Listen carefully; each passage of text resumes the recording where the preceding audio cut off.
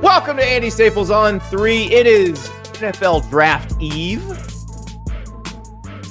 1 day away from guys in suits they may or may not regret wearing, hugging Roger Goodell, and knowing they're about to get paid.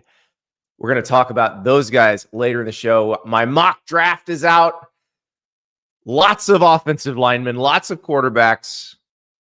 Jesse Simonton and I will break that all down. Jesse, of course, one of On3's national writers. We also have to talk to Jesse about his top 25 college coaches list, which I'm sure will produce no angst or debate in the comments section, especially where he's got Ryan Day, because Ryan Day doesn't ever produce angst or debate in the comments section. Oh, it's gonna be glorious. Jesse also has his all college football team heading into the draft, so we can talk about that with the mock draft as well, because these are the guys that were kind of our favorites in college football. Some of them are potential first rounders. A lot of them are not, though. Like, where's the thicker kicker going to go? Is Harrison Mevis getting drafted? Is he going to be a free agent signee? Is there a place in the NFL? I would think so. Man's hitting 60-yard bombs to beat Kansas State. Like, I think there's a spot for the man. But we'll talk about that in a bit. First, we're going to talk about the transfer portal because it is popping. Popping. We've talked about Colorado quite a bit during this spring transfer portal window because they had players going in. They've had players that they are pulling out to come onto their team for the fall. Until Tuesday, it seemed like most of the players that were leaving Colorado were players that they did not expect to have a big role on the team. Savion Washington, who was starting left tackle, that's probably the one who played the biggest role last year, who was leaving. He committed to Syracuse on Tuesday. But remember, they did sign Jordan Seaton, the number one offensive tackle prospect in the country, and they had a couple offensive line transfers come in. So they were feeling pretty good about where they were on the offensive line. Tuesday's where it got a little bit different. Dylan Edwards, their leading rusher from 2023, entered the transfer portal. Now, remember, Dylan Edwards was a freshman last year. Coach Prime gets the job. He flips Dylan Edwards from Notre Dame. Now, this is a guy he knew from when he was a kid. Dylan Edwards grew up mostly in Kansas, though, and that becomes part of the story a little bit later.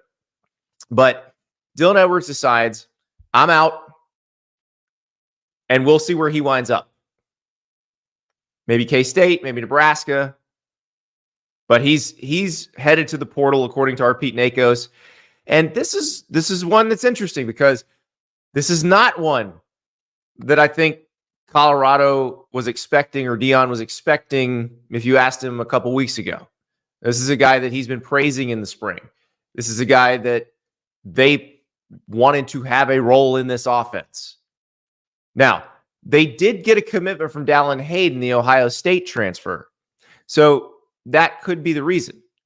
Because remember, I said Dylan Edwards is the leading rusher last year. That was with 321 yards on 76 carries. Anthony Hankerson was second with 319 yards on 78 carries. So it was a very much a running back by committee situation. Dylan Edwards, you remember, it's interesting because the way he came on the scene, you probably thought he had a bigger season than he did. So I mentioned 321 yards, led the Buffaloes by 2 yards. He also had 36 catches for 299 yards and 4 TDs, but 5 of those catches went for 135 yards and 3 touchdowns in the season opener against TCU. That was the one where we were saying, oh my God, this offense is unbelievable. They got Dylan Edwards and Travis Hunter and Jimmy Horn. So many weapons. And of course, Shedeur Sanders throwing everybody the ball. Well, they still have Shedeur Sanders, and they still have Travis Hunter, and they still have Jimmy Horn Jr. They have LaJohntay Wester from Florida Atlantic, who came in, that they feel like is going to do some pretty big things. But this one is interesting because, again, it was one, and I feel like it's the first one we've seen where this was somebody they expected to contribute. And look, Colorado's not alone in that. There have been plenty of teams that have lost players that they thought would contribute to the portal. And it might be a role situation, or it might be that Dylan Edwards just thinks he could do better somewhere else or have a better role somewhere else. Christopher Neely, the basically Deion's proxy. He's the guy behind the camera on a lot of Deion's videos. He put out a video on Tuesday basically saying that Dylan Edwards didn't want to compete. I'll be curious to see how Dylan Edwards responds to that. And I think maybe his choice of next school will probably give us a clue or a hint of how he responds to that. As far as where that school will be, we know somebody who wants Dylan Edwards real bad, and that is Kansas State quarterback Avery Johnson, because when our Hayes Fawcett tweeted out that Dylan Edwards was expected to enter the portal, Avery Johnson retweeted that and then put the little house emoji, basically come home to Kansas, not University of Kansas, Kansas State. Avery Johnson then posted this picture of himself and Dylan Edwards playing Pee Wee football. And oh my God, it's adorable. Avery Johnson's hair not long yet. Rocking the short hair back then. Adorable picture. I feel like if you have the Pop Warner pick of you two playing together, it's the ultimate recruiting tool. Because that's the first thing you say when you see that is, "Aw." And then you think about Dylan Edwards in that TCU game, how explosive he looked. And you think about Dylan Edwards, not the tallest running back. You know who's been great with really short running backs? Kansas State. Then you think about Avery Johnson's really fast. And Kansas State is very committed to running the football. Can you imagine Avery Johnson and Dylan Edwards in a read option mesh? What do you do if you're the defensive end getting read on that play? I think that's what got probably some Kansas State fans excited on Tuesday. Although I do think there'll be competition for Dylan Edwards because we did see flashes his freshman year of what he could be, and it was pretty interesting. As far as Colorado goes, am I going to predict doom and despair? No, I'm going to continue to predict the same thing I've been predicting all along. Colorado will be basically the same as they were last year. That's the prediction. Basically the same. Because they didn't really try to commit to building anything. They did essentially the same thing they did last year. I think it will net them the same results they got last year. Now, if more people who we thought would contribute to them start to leave, remember they're not done with spring practice yet. So there's going to be more. I'm assuming the more is going to be people who aren't going to have roles. Because Deion Sanders' roster building philosophy is flush the people we don't think can play, bring in new people.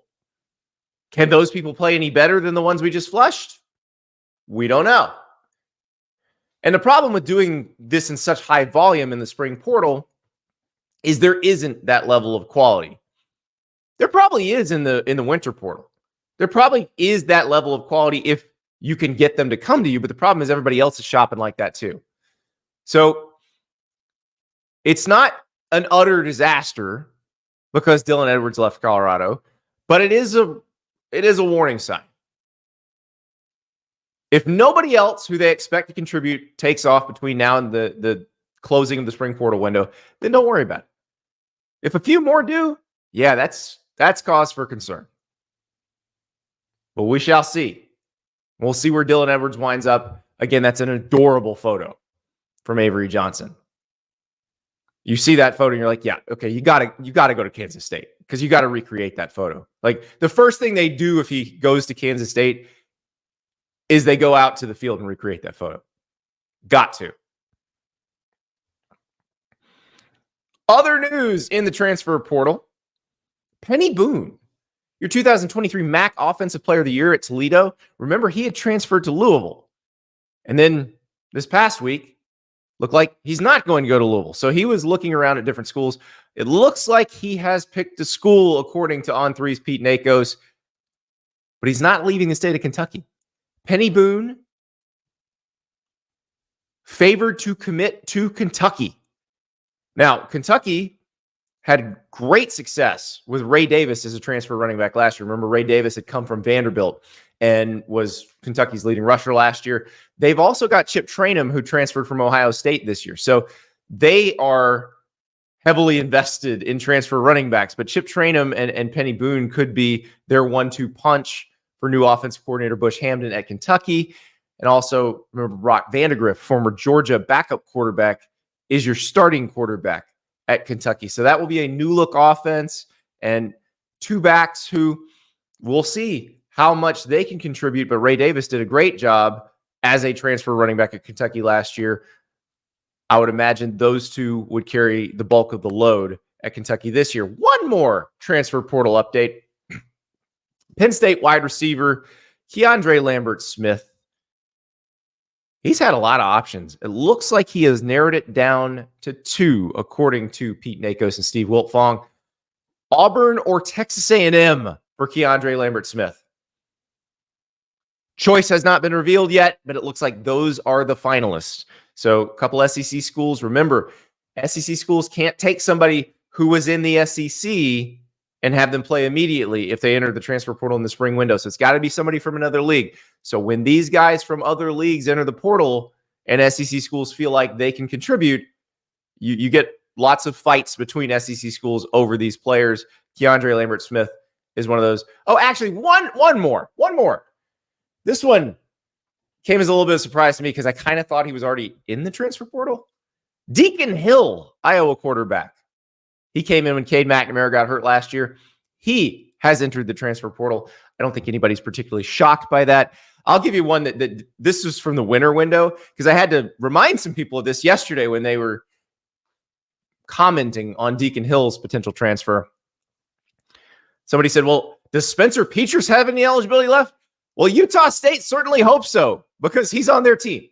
Yeah, Spencer Petras was actually on Iowa's team last year and then transferred, and now he's at Utah State. So Iowa still working through it at quarterback. Maybe this is the year. Maybe Cade McNamara stays healthy. We shall see. All right, before we get to Jesse Simonton, and he rips my mock draft, and I rip his top 25 college coaches list, I got to tell you about Rhoback. That's right. Rhoback is back. I'm wearing my Navy performance hoodie right now. The best, most comfortable hoodies in the world. When you buy your first Rhoback performance hoodie, you at least need to buy 2. I'm telling you this right now because someone in your house is going to steal one of them.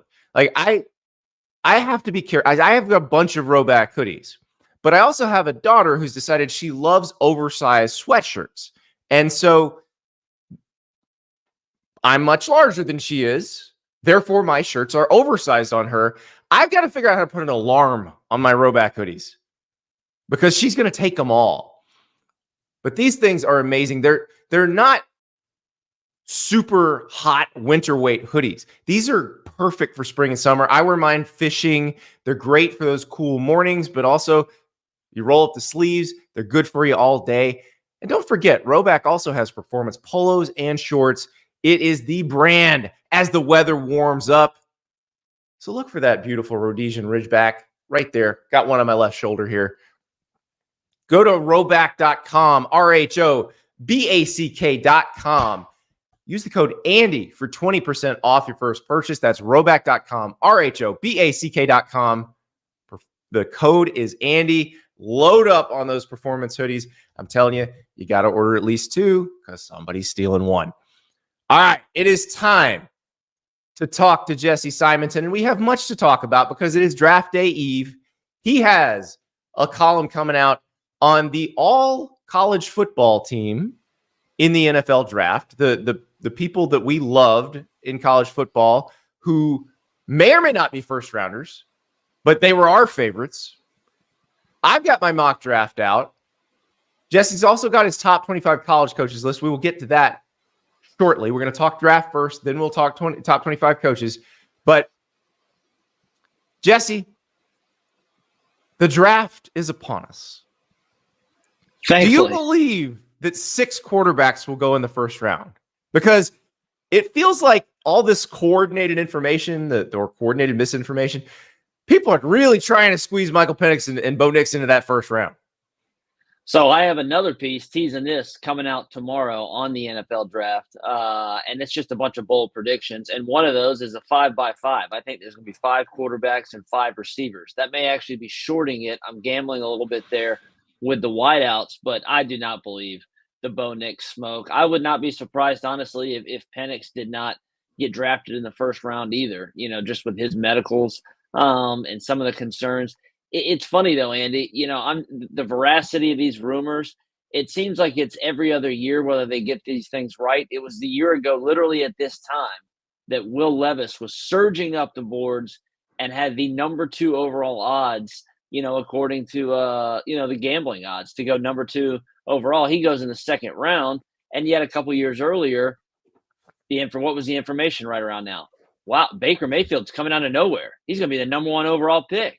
And he was. So Yeah. it's just really hard to kind of delineate fact from fiction.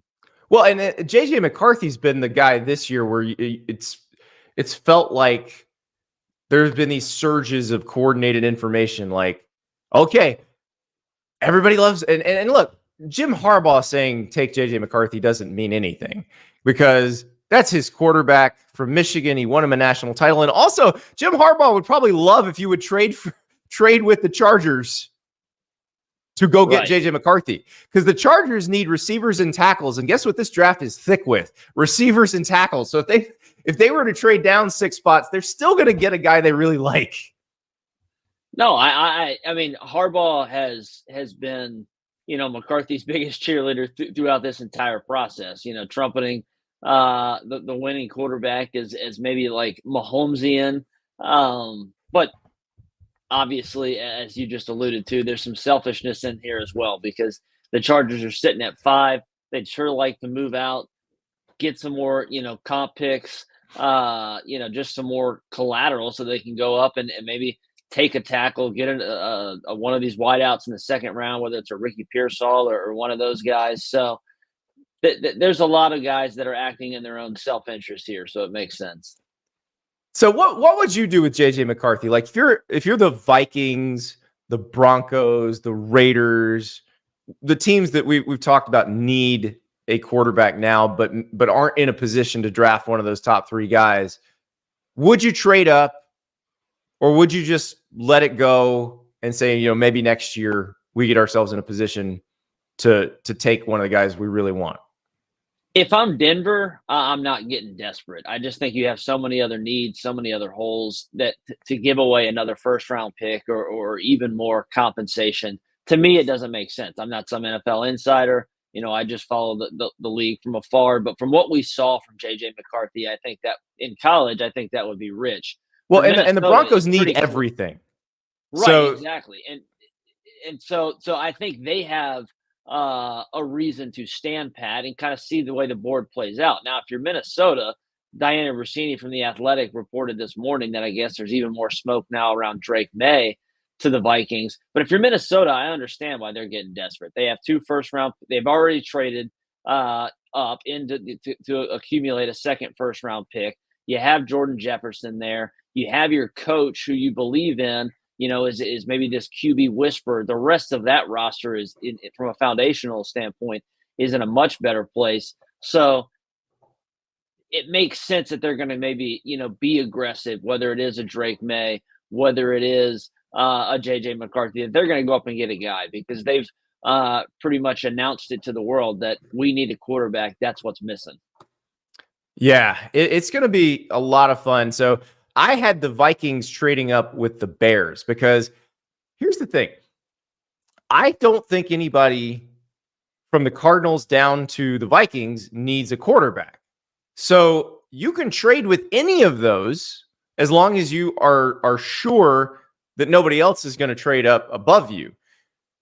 And the Bears fleeced the Panthers so well. Like, I would take another bite at that apple because if you're the Bears, you can drop down a couple picks and you can still get somebody awesome. Like in my mock, I had them taking Rome Odunze, and I don't know if Rome Odunze is going to be available at 11, but I had them trading down with the Vikings. Vikings trade up to get McCarthy. Bears get Rome Odunze to add to DJ Moore, who they got in the trade that wound up landing them Caleb Williams and got the Panthers Bryce Young. And they also got Keenan Allen this offseason. So imagine that receiving core to put around Caleb Williams to start with. That's what's so fascinating, honestly, Andy, about the whole Caleb Williams at one, debate in general. He's going to a decent team. Yeah, I mean, this is a team that won 7 games a year ago. That's not your prototypical number 1 overall pick because, again, they weren't the worst team in the NFL. They just happened to fleece a team that was the worst team and then was the worst team again. I want to nitpick your second pick there. Go for it. I don't disagree that Jaden Daniels is probably the favorite to go number 2 to Washington. But hypothetically, if the whole Top Golf kerfuffle is real, if his agent popping on Twitter and hitting the emojis and he doesn't want to go to Washington, what happens? Where does he go? And how do the QB dominoes shake out if Washington ends up saying, all right, we'll take Drake May? Or we'll take. He goes to New England if that happens. And New England's like, thank God we got Jaden Daniels, the one we really wanted. Okay, so you think so then where does Drake go? Drake would go to Washington in that situation because they're still going to take a quarterback. Okay. So you think it would still be those 3 in that order, that JJ wouldn't leapfrog anybody if there's a little bit I don't think so. I don't think so. And here's my thing. Drake May is going to get drafted high. Because when you have that many traits, when you are a 6'4", 230-pound dude who can run, who has a rocket arm, they're going to take you high. Like we saw this with Anthony Richardson last year. Anthony Richardson, even more of a special athlete than Drake May, but Drake May had a better quarterback CV than Anthony Richardson going into the draft. They're going to take that guy. But I keep coming back to it. I've said this over and over again, and it bugs me that guy couldn't beat Virginia and Georgia Tech last year. Like, how do you not like? I understand if North Carolina wasn't a great team, that North Carolina didn't win the ACC, anything like that. But you got to be able to beat those teams. If you're going to be the number 2 pick in the draft, like you got to. And so if I can have the guy who played on a team that had maybe the worst defense in college football, who had to score 40 points every game to have a chance, and went in there and won the Heisman Trophy, I'll take that guy. Yeah, I mean, the whole quarterback debate this year, Andy, has been I think to kind of watch it from afar has at least been interesting because there is a lot of, look how many games that Jaden Daniels and Penix and Bo Nix and these guys played in, and versus a guy like Drake May, who's 20, only started 2 years, JJ McCarthy, young guy, 2 seasons of starts. How much more growth or development would they have if they played another 2 years in college? And what would those seasons look like? And yet you can turn around and make the exact argument that you just made. You couldn't beat a bad Georgia Tech team. I know Georgia Tech was okay. It's the Virginia one that really sticks in my craw. Like that's the one that the Georgia Tech was still a fringe bowl. Yeah, and it was to your point. I'm saying your point stands there that you can kind of certainly nitpick it from both sides. I will say my prediction of 5x5, or your question to start this entire prompt, how many quarterbacks, that could be thrown into a bit of a tizzy there if the Giants end up, saying, hey, we're moving off Daniel Jones. We're going to take who's left here between these top 4. And then suddenly Minnesota or Denver or Oakland, it gets much more desperate. So you had 5x5. I had 4 quarterbacks and 5 receivers in my mock. And the 5 receivers are Malik Neighbors, Marvin Harrison Jr., Rome Odunze, Brian Thomas Jr., and A.D. Mitchell. Now, I think Ladd McConkey could wind up in the first round. I think there's a chance Xavier Worthy could wind up in the first round. It's just with the receivers, it's really a what flavor do you want? And do you get kind of a run on the bank situation where everybody who needs a receiver is like, okay, we got to take one right now?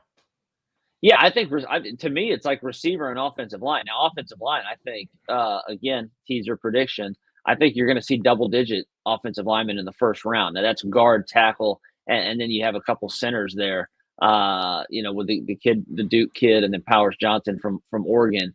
But I think and Zach Frazier and Zach Frazier. Zach Frazier could find his way in there. Again, I say minimum 10, and then you could list another 2 or 3 guys. But it's a flavor of ice cream at offensive line and receiver. I mean, it's just kind of what are you looking for? Well, I saw Paul Himbo, who's the producer at ESPN, who does all the crazy fun stats for all the different shows. So he put this out this morning, actually. The 3 surest positions in the first round in terms of, are you going to get a bust? Center's number 1. Now, the sample size is much smaller than everything else, but it's 11 of 12 have hit. So that's like, I remember like when the Cowboys took Travis Frederick out of Wisconsin, and I was like, well, that seems like a reach. No, he's turned out to be awesome. Like, every time somebody's done this, that person's turned out to be awesome. And you mentioned Jackson Powers Johnson and Graham Barton, who could both play guard or tackle, by the way. But both of them played all of it in college. They would be kind of plug and play, long-term solution type guys.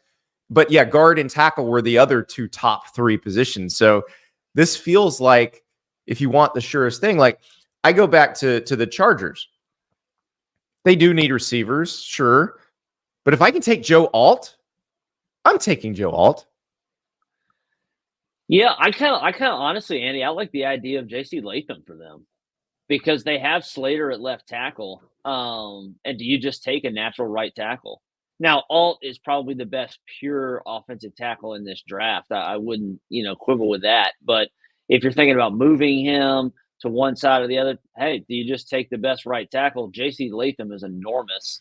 He's a I think Alt's a good enough athlete. Seen him play up front.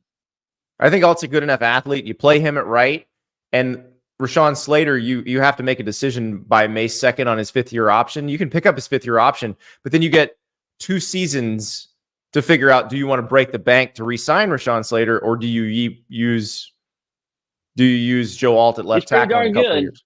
Yeah, exactly. So Steve in the chat, Steve, by the way, one of my former coworkers at the college newspaper, problem with May couldn't beat Virginia and Georgia Tech. Anthony Richardson couldn't even beat Vandy. He did beat Utah, though. Now, I had the same issues with the Anthony Richardson pick in the top 5 last year. I understood why teams would take a risk there, but the resume didn't support a top 5 pick. No, I mean, we laughed about Anthony Richardson all last season. Just that how excited, he had NFL folks and folks in the scouting world, and yet Andy, he looked pretty good, although he couldn't survive the 4 games he played. I think he only finished 2 of them. He was pretty mesmerizing the little bit that he did play, and I think he has a very bright future there in Indy. How many defensive players? What was the hardest defensive player to kind of peg? Was it where to put the pass rushers or? Yeah, there are not a lot of with edges. Dallas Turner, you figure is going to go early. Latu is going to go pretty early. Jared Verse. So those are your edges that'll go. I just realized in moving around, this is why my first time mock draft, we knew there were going to be problems. I moved Dallas Turner out of a pick and didn't put him back in. So I don't have him in my first round mock, which is incredibly stupid. Dallas Turner's no, you got him at 14. Round. Oh, I do have him at 14. Okay. Oh, I found him. Okay, good. There he is. Oh, that's right. I sent him to the Saints. I was originally going to have him going to the Titans. And I do think he could get picked kind of anywhere in that area. So, yeah, I sent him to the Saints because they've got Chase Young, who just had neck surgery, and Cam Jordan is 35 years old. So, you might want to take an edge now. I will say you have some very some like my piece that's coming out later today, my college football favorite. You squeezed a few of those in there. Wait, here's one of those guys. K-Jack the Great says, "Don't sleep on Braden Fisk." So check out my mock. I put Braden Fisk in the perfect place for Braden Fisk. The Braden Fisk is the ultimate Detroit Lion. He is a Dan Campbell player. Dan Campbell and Braden Fisk will love, like, the bro hug when these two get together for the first time is going to be like, it will measure on the Richter scale. He was one of the ones I was going to allude to. We already talked about Zach Frazier, and then you got Darius Robinson in there. 27 to Arizona. That's probably a bit of a reach, but I get it. He was a fun player at Missouri. 285-pound guys who can actually come off the edge in a defense that values shifting fronts pretty regularly. And just needs I'll take bodies. that guy. That's right. That's exactly right. So who's your favorite receiver of these potential first-round guys? Because I feel like you can't really go wrong with Harrison, Neighbors, or Odunze, but it's really just kind of what you want. So if let's say you are the Cardinals and you aren't trading the pick and you want to take a receiver, who are you taking? So I kind of like Rome Odunze as like AJ Green 2.0, but I can't sleep on just how smooth and fluid and just freaky Malik Neighbors is. I think, I think he had 34 catches the last season, over 20 yards. I mean, he just glides past defenders. And so what you think about what he could be, in the NFL, he would be my number one. I understand how polished and NFL ready Marvin Harrison is, but I think Neighbors is my guy. What he's done at LSU the last 2 years, led the SEC in receiving 2 seasons ago, couldn't really find the end zone. Kind of had the connection there with Daniels wasn't exactly always on point, and he had those two. Man, they dialed it up this fall, and it was a lot of fun to watch. So a very important guy, I think, from your all-college football team. We got to figure out where he's going to go. We were texting about this last night. Tory Taylor, the punter from Iowa, the punt god. He is just a spectacular weapon. Now, the question is, would he be the highest drafted punter in the modern era? And we looked, and so Brian Anger, not to be confused with former Iowa linebacker Pat Anger, but Brian Anger from Cal was taken by the Jags, I think at number 70 in 2012. Pretty rich. Todd Sauerbrunn went number 56 in 1995. So in the middle of the second round. Like, I don't think Tory Taylor is going to go in the middle of the second round or the top part of the. Well, he might go in the top part of the third, but this guy's a legit weapon. Like, where do you? Is it a team that just values that sort of analytical, like, how much can I change field position? How much is field position worth? Like, I do think a team that's heavy in the analytics might be willing to take Tory Taylor early third round. I mean, I think they're going to be watching all that, Iowa tape with Cooper DeJean, and they're going to be like, man, how did they ever score? And then somebody's going to say, hey, look at what they had on special teams and how they would just pin teams into the end zone every single play, every single possession. The guy's an Aussie boomer. I mean, he's amazing. But I had him, and as you kind of mentioned, the thicker kicker there is my punter kicker combo. That, you talk about two guys we're going to miss in college football. Those two guys have been, specialists don't get a lot of shine. They deserve shine because they've brought plenty of joy to both fans, and us media alike. So Harrison Mevis wins an NFL kicking job and becomes like world famous overnight, right? Because we know what the ratings are for the NFL. Like, imagine that guy kicks a game winner on Monday Night Football. Yeah, I mean, it's for folks that don't really know about the Missouri kicker. I mean, this is like Sebastian Janikowski 2.0. Except Sebastian Janikowski looked like an NFL defensive end, and Harrison Mevis. Well, listen, we're not going to shame anybody here, but Harrison Mevis, we call him the thicker kicker. He's not the tallest guy in the world, but he's put down some biscuits in his time. He's portly. He's portly. Here's an over-under for you, though. Do you know the latest a running back has come off the board, or the latest, excuse me, The latest NFL first record, running back. First running back. Do you know guess where that pick was? I'd say around like pick 45. Close, pretty good. So 9 of the last 10 years, there's been a first round running back. The guy that went to the Jets from Iowa State was the first running back off the board, like the second pick in the second round. But Bishop Sankey in To the 2014 Dolphins from Washington. to the Titans. Oh, okay. 54 overall. That is the NFL record right now. I think that might be broken this year.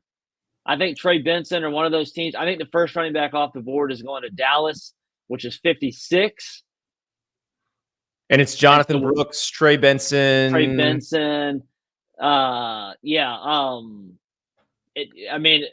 Apparently there's all sorts of the rankings with these running backs in the draft this year seem all over the place. So again, flavor of ice cream. What do you prefer there? But could be an NFL record there that running back, just not the season. Had 2 go in the first round last year with Gibbs and Bijan, but not that sort of upside with this class.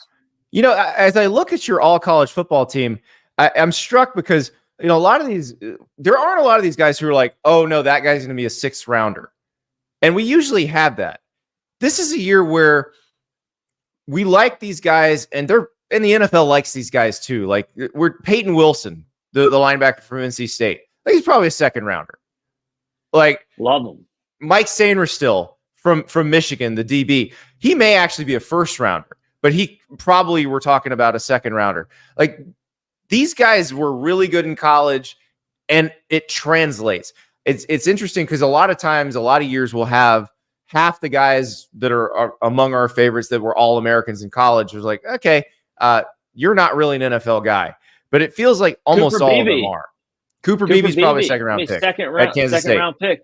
Yeah, Cody Schrader, my RB2 from Missouri. This is a guy that led Division II in rushing in 2021, and then comes up in 2 years later as an All-American for the Tigers, rushing for 1,600 yards. He probably won't go until like the 5th or 6th. But you're right. I mean, a lot of our most fun players, Cooper DeJean, Javon Bullard and Cam Kitchens, 2 safeties, they'll go a little bit later. But they were highly productive players, and the NFL still seems to like both of them.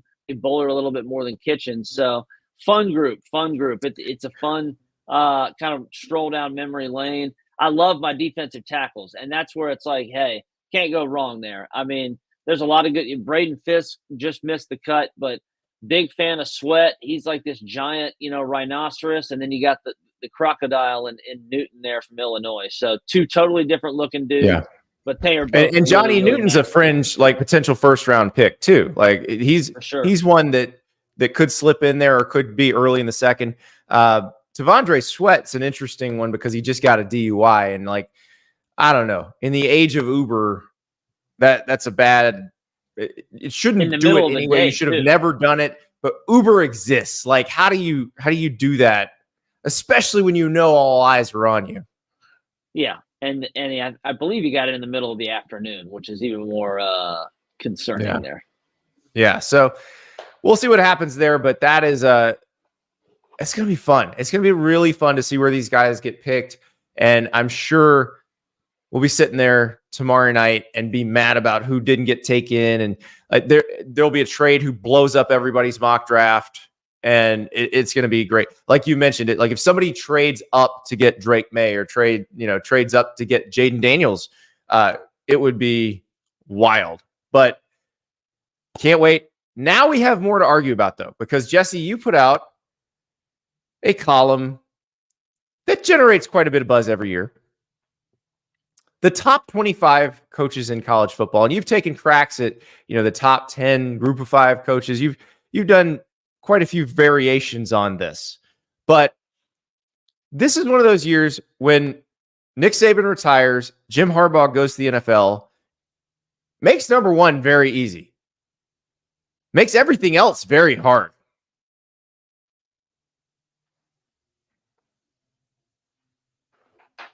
I think we We lost Jesse's sound. I don't know what happened there. That is that's not good. But I can talk about this a little bit because one, Can you I'm hear me? glad.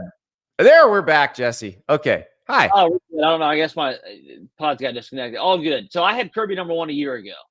But like you said, Jim Harbaugh leaving, that creates a big vacuum. What's going to happen there maybe at number 2?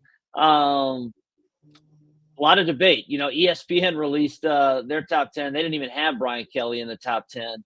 I'm pretty high on LSU's head coach. I think it's kind of much like Sarkisian.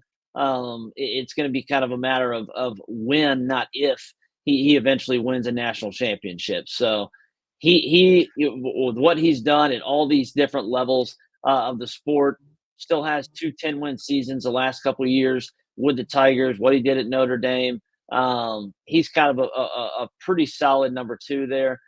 Super high on Kalen DeBoer. Sark was a tier 5 coach a year ago, Andy, on your former with your buddies there at The Athletic there in their head coach rankings. Tier 5. I mean, like way down the list. Well, because he never had a really good year. Exactly.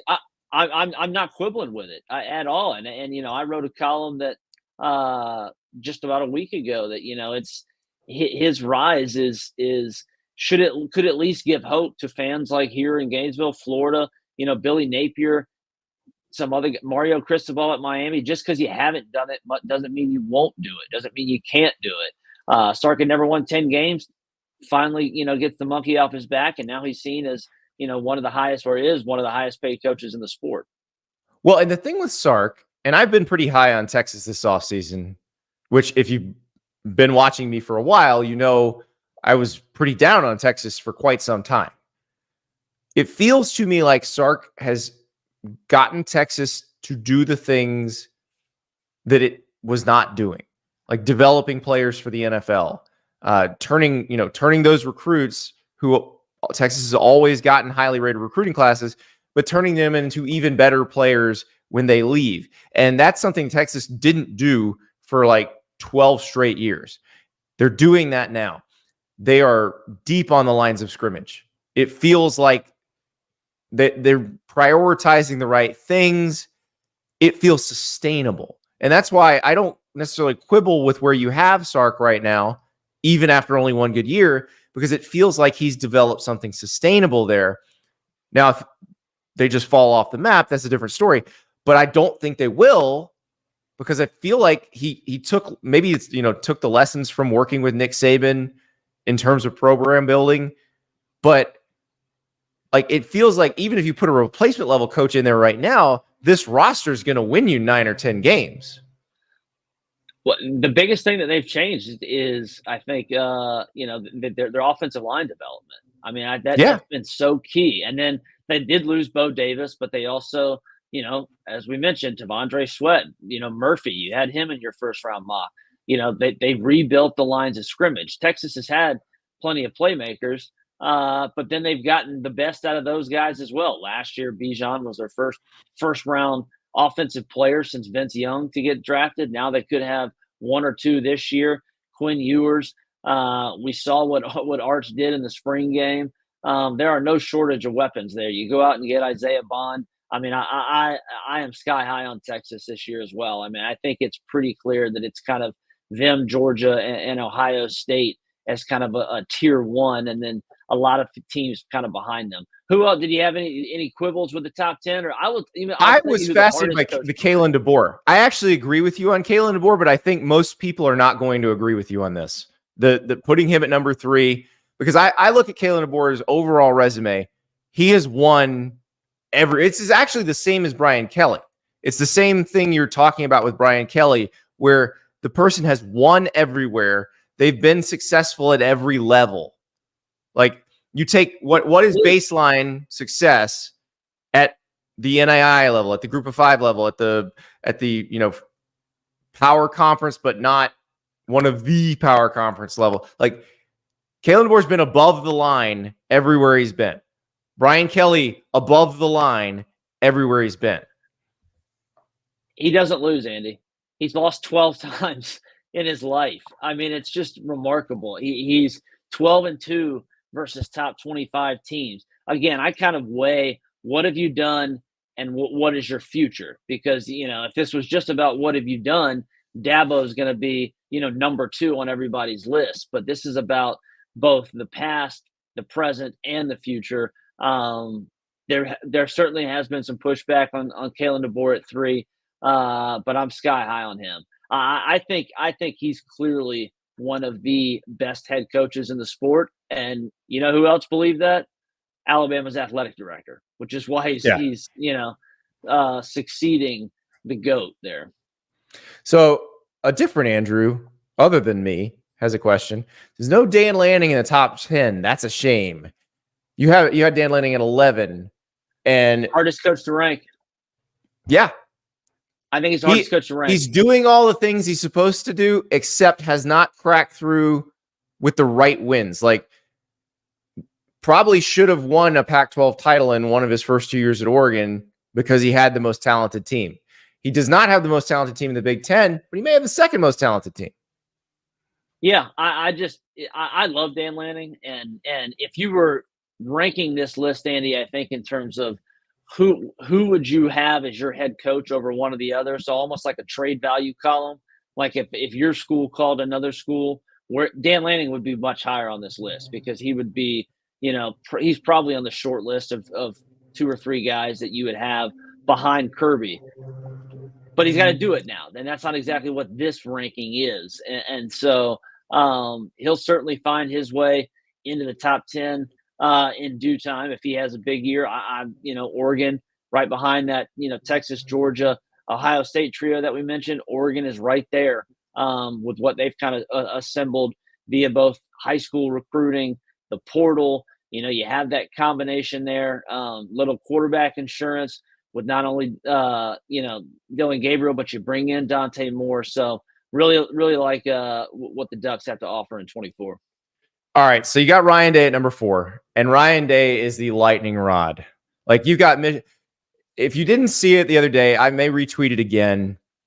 There's a Michigan fan who essentially wrote a Broadway score making fun of Ryan Day and recorded it professionally. Like, it's just, it's incredible. Even if I was Ryan Day, I would laugh at it just because of the effort involved. But Ryan Day is a lightning rod because he has been, by any objective measure, extremely successful at Ohio State. But you'll have rival fans say, well, Urban Meyer handed him something ready-made. Third base, Andy. Third base. Yep. And you'll have Ohio State fans saying, well, maybe Jim Harbaugh was right about the third base thing. Like, they are, I think Ohio State fans are probably more conflicted about Ryan Day than anybody. So let me ask you this, Jesse. Because 4 is a controversial place to put Ryan Day. But if he were 1-2 against Michigan in the past 3 years, would anybody question it at all? If you make a field goal against Georgia, you probably win. You have a national title. Yeah. Yeah. So the margins are that thin. So I like, again, he rarely loses. He doesn't have these games where we're suddenly Rutgers is beating us, or we're going down to Illinois and losing in Champaign. Ohio State wins the majority of the games they're supposed to. They, unlike Penn State, do also beat some top 10, top 15 teams. They're on a skid versus Michigan. This is the season they absolutely have to get it done. Your former colleague there, Ari Wasserman, would say that game's even more important than winning, the Big Ten championship or the national title. I don't know about that, but I don't think it is, especially in the new format. Well, but exactly. But you know what? He needs to win that game, and he's made every stride this offseason that suggests Ryan Day gets it. He's won a lot of games doing it his way, but now he said, hey, I need to cede some of these responsibilities. So he takes a more CEO approach, goes and gets Bill O'Brien to be his offensive coordinator. O'Brien leaves for the head coaching job. What does he do? Dials up and says, I got Chip Kelly waiting on the line. Boom. He's pushed the chips all in to be aggressive with the roster, not only landing guys like, Caleb Downs, which is no one's going to turn that down. Quinshon Judkins, Will Howard, but then he's like, oh, yeah, Julian Sains is going to get in the portal, even though we already have 5-star Aaron Nolan, even though we already have this deep quarterback room. We're going to just add even more talent to the roster and just let it play out. And however it plays out, it plays out. But competition wins. And so I just really like what Ohio State has done this offseason for as many wins as Day already has on his resume, too. I think he merits, being there in the top 5. So you've got Mike Norvell at 7. You've got Lane Kiffin at 10. Was there any consideration of bringing these guys higher because they've figured out how to do it in this environment? Like, I don't think there's any guys that have been better at doing it in this particular environment than those two. They have elevated their programs. Like, Norvell's program has been in this space before. Florida State has been dominant, has been one of the best programs in the country before, but it was a deep hole he had to dig them out of, and he used the rule changes to make that happen. Meanwhile, Lane Kiffin has Ole Miss in a place where maybe it hasn't been because he's been able to work the system better. Yeah, I was tempted by Norvell, but it was hard for me. I think if Florida State wins the ACC again this year, I think he leapfrogs Dabo. But the Clemson won the title a year ago, so they've split it the last 2 years. Let's see what happens kind of in the rubber match this year. I didn't really have any consideration to move Lane any higher than he was. I love what Lane has done in Oxford, but I think the next step for him, much like James Franklin at Penn State, circumstances different, but you got to start beating some teams that maybe you're not supposed to, and so it's nice to rack up a lot of wins, but where are these top 25 wins? Can you pull off an upset or two? Ole Miss's schedule sets up this year where if they do that once or twice, maybe it's a Georgia, maybe it's an LSU. Suddenly you're looking at it, going to a college football playoff, maybe making the SEC championship game for the first time in school history. So there's a lot of potential there for Lane and Norvell, I think, to kind of climb up this list. So 2 guys I'm looking at, I'm wondering if we've seen them as high as we're ever going to see them. Dabo and Lincoln Riley. Like, has Lincoln Riley crested? Because I think we do this 3 years ago. Lincoln Riley's in the top 3 or 4. 3. Yeah. Even with Nick Saban and Jim Harbaugh working. And now it's like, okay, the longer this goes, the more you say, will this guy ever figure it out on the lines of scrimmage? Will he ever figure out how to have a good defense opposite his amazing offense? We'll see with the new defensive staff this year. But it's interesting because this is the first time I can remember a Lincoln Riley team that you weren't really excited about going into the season. What and why is that, Andy? Because this is the first time he doesn't have a fighter pilot at quarterback. If you saw some highlights from that spring game, it was not it. Now, Miller Moss had a monster bowl game and, got that ringing endorsement from Riley. But this is, whether it's Maeva or Moss, I'm not sure that, considering what Riley's worked with at the position over the last, almost 10 years or so, 7, 8 years, he doesn't have that this year. And that could be problematic because that being Caleb Williams and some of these other guys have masked over the fact that Lincoln Riley's teams just don't play defense. Maybe they will with DeAnton Lynn and the new staff there, but you're right. He could be a guy that this may be, a swan song season in terms of him being in the top 10 of these head coach rankings. Now, Dabo, I'm not sure I would have put Dabo even in the top 10 right now. I think the refusal to use the transfer portal in the year of our Lord 2024 is disqualifying. And disqualifying. I'm not sure he's ever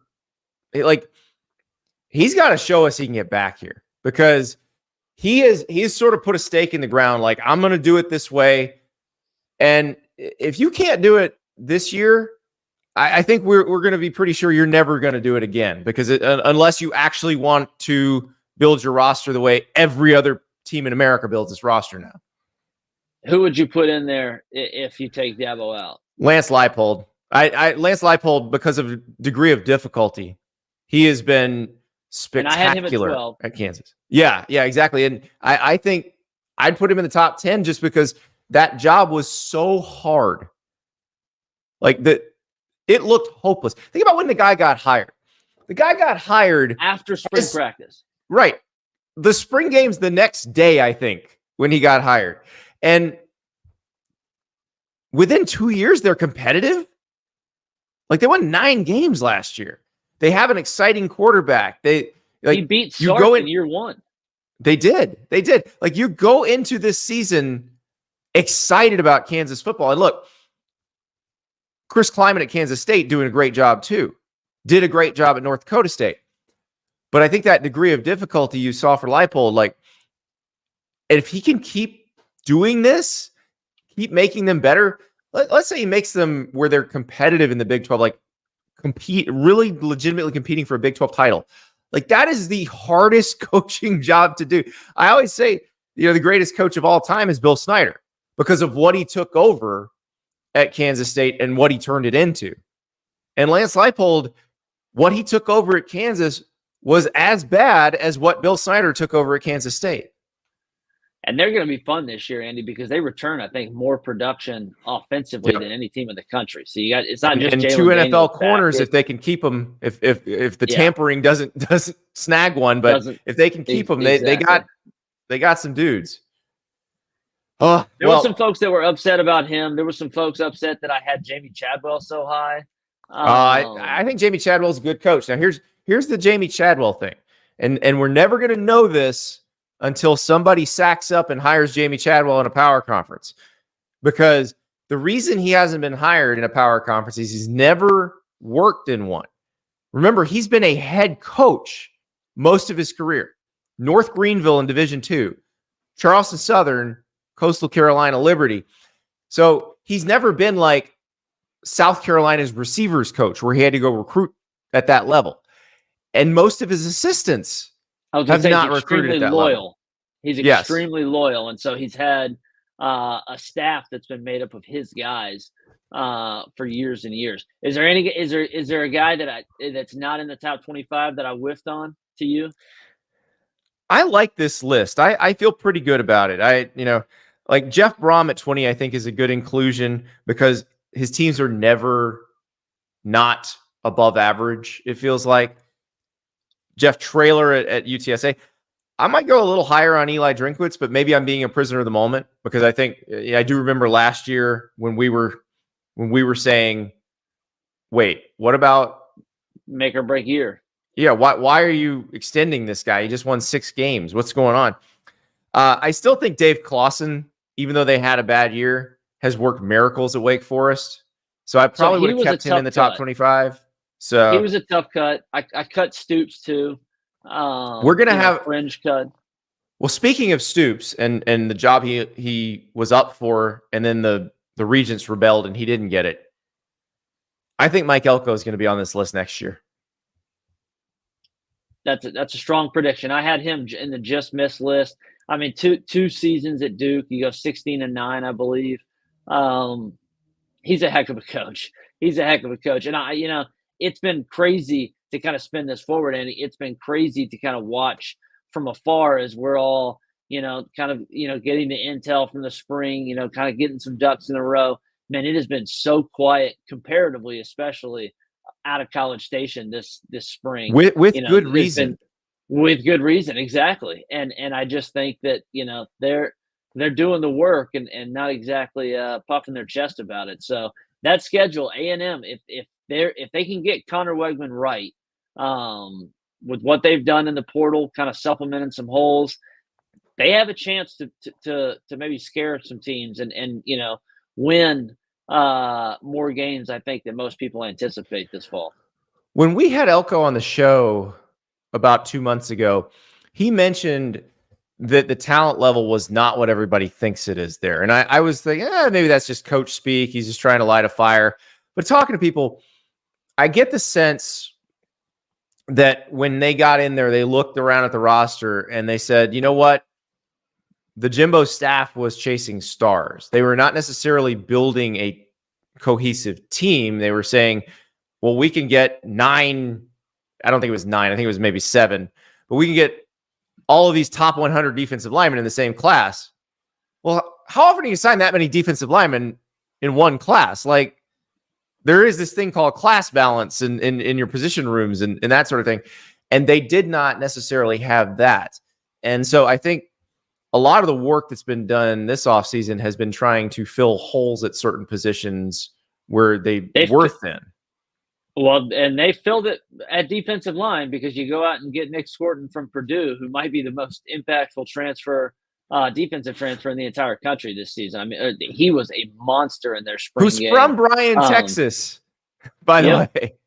Yep. And so you have him playing opposite of Shamar Stewart. I mean, that could be one of the best pass rushing duos in the country.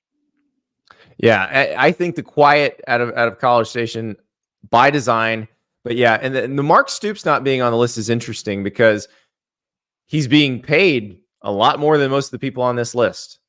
You know, and this is why I say Kentucky's the best job in the country, because they will pay you like a national championship coach, but they don't expect you to even compete for the conference title.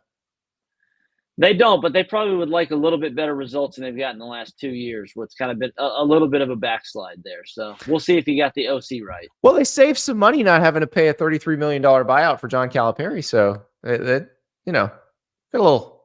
It's a football school, Andy. It is a football school. Mark Stoops won the war. Let's be real here. Exactly. If you're not going to pony up, then you've declared we are a football school now. So that's exactly right. Mark Stoops won that one, and it's funny because you read about what happened with John Calipari and that incident where he was saying we need the money now. We got to rebuild our practice facility. And Mark Stoops kind of shoots back at him because Cal had said, well, we did all this for football. Like, Stoops won the turf war there. Oh yeah. Yeah. Don't be messing with the man's bourbon. He's there for the long haul. Well, he wasn't going to be if A&M hired him, but he is now. True. So, Jesse, thank you so much. Cannot wait to see where our favorites in college football wind up in the draft. And of course, we'll just ignite a little more debate on your top 25 coaches, because that's gonna keep burning through the offseason. Thanks for having me, Andy. All right, that is Jesse Simonton. Tomorrow is draft day. So if you feel like tilting your Dear Andy questions toward the NFL draft, by all means do it, because that's probably the one I'm going to answer. That's what everybody wants to talk about. But also, if you have a good college football question, please don't hesitate to ask. You know how to find me. Andy_Staples on Twitter. Andy_Staples on Instagram. AndyStaples3@gmail.com. If you have a longer question, feel free also to turn the camera on yourself. We love to see you when you're asking your questions. I thought last week's Dear Andy was one of my favorites that we've done. I thought the questions were outstanding. You guys just really get me thinking. So I expect you to step up again this week. You were amazing last week. I expect you to do it again this week. So send those questions. Andy_Staples, Twitter and Instagram. AndyStaples3@gmail.com. And tomorrow we answer your questions and we get ready for draft night.